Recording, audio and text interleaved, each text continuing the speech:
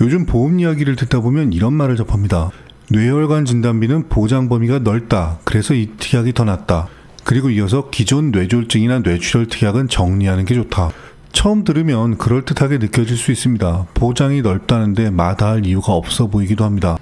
하지만 저는 이 방식의 설명은 조금 더 신중할 필요가 있다고 생각합니다. 보험은 보장 범위가 넓다고 항상 더 적합한 건 아니기 때문입니다. 보험을 준비하는 목적은 병명이 찍히는 순간의 만족이 아니라 그 질환으로 인해 삶이 흔들릴 때 실제로 버틸 수 있도록 돕는 데 있습니다. 그래서 보장은 범위보다 먼저 상황을 봐야 합니다. 먼저 뇌출혈을 보겠습니다. 뇌출혈은 뇌혈관이 압력을 견디지 못하고 손상되면서 뇌 조직 안에 출혈이 발생하는 상태입니다. 갑작스러운 두통, 구토, 마비, 의식저하 같은 증상이 나타날 수 있고 상황에 따라 응급처치나 수술이 필요한 경우도 있습니다.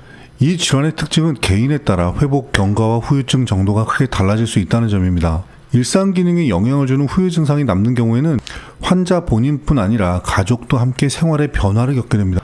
간병, 경제적 부담, 정서적 스트레스는 가정 전체에 영향을 줄 수 있습니다.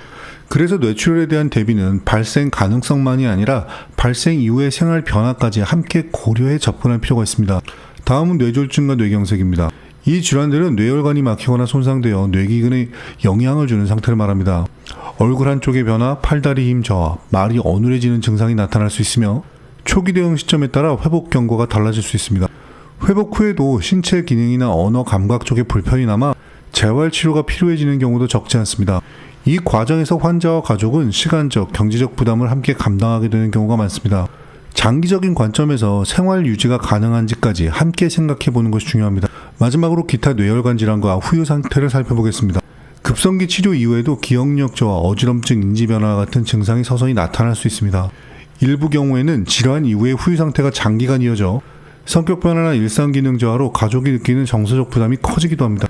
이처럼 뇌혈관 질환은 병명 하나로 끝나는 문제가 아니라 이후의 삶에 어떤 영향을 줄 수 있는지까지 함께 보아야 합니다.